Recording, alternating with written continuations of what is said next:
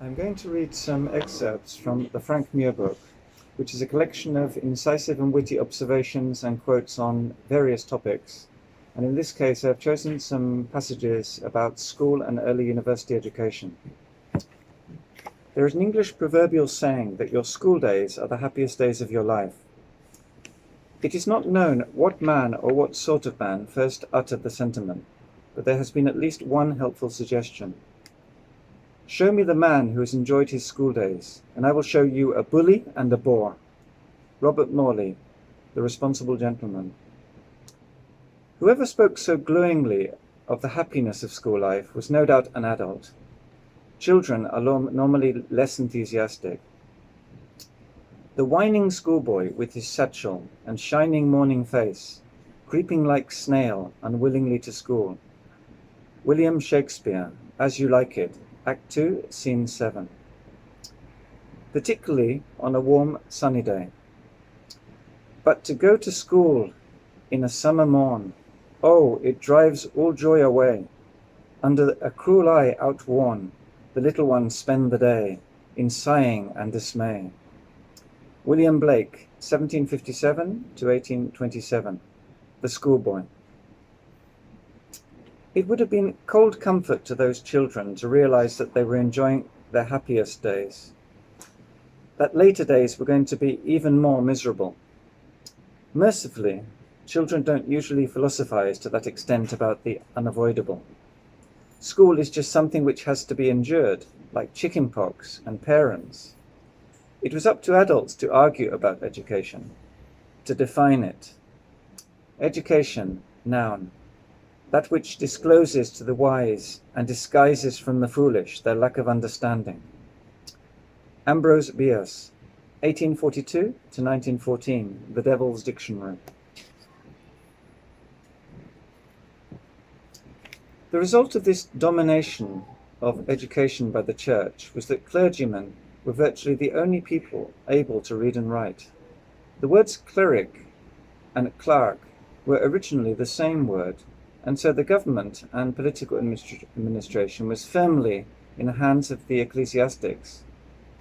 After Charlemagne's death, a different set of barbarians made life darker once again for Europe.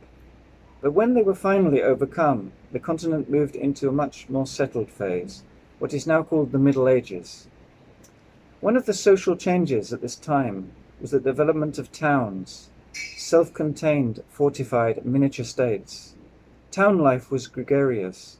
It stimulated civic pride, resulting in new interest in local education, and eventually in towns endowing their own schools. A widespread interest in study and learning grew, and the towns provided a convenient point of focus for students to congregate round a particularly popular teacher.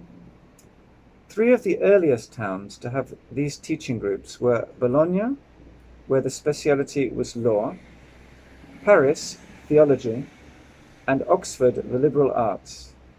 As most of the students came from other towns and were foreigners without any civic recognition or rights, they formed themselves into a kind of guild for mutual protection, electing their own authorities and dividing themselves into four groups according to nationality.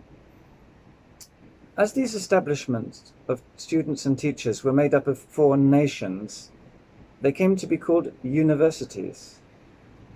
By the beginning of the 13th century, Oxford was established as a university. In 1209, Cambridge achieved the same status. According to a contemporary chronicler, this happened because of a striking display of student unity and student-master concord at the University of Oxford. To quote, "About this time, a certain clerk who was studying in arts at Oxford slew by chance a certain woman, and finding that she was dead, sought safety in flight. But the mayor and many others, coming to the place and finding the dead woman, began to seek the slayer in his hostel, which he had hired with three other clerks, his fellows. And not finding the guilty man, they took his three fellow clerks, aforesaid, who knew nothing whatsoever of the homicide, and cast them into prison. And after a few days, at the king's bidding, but in contempt of all ecclesiastical liberties, these clerks were led from the city and hanged. Whereupon some 3,000 clerks, both masters and scholars, departed from Oxford, so that not one of the whole university was left, of which scholars some pursued their study of the liberal arts at Cambridge, and others at Reading, leaving Oxford utterly empty. Roger de Wendover died 1236, Flores Historiam. The mayor's action, if it ever happened, was an indication of the violent antipathy which frequently blew up between town and gown. Oxford University returned to normal strength 20 years later, when there was another odd general post, and a large contingent of disgruntled students migrated from Paris. Thanks for listening.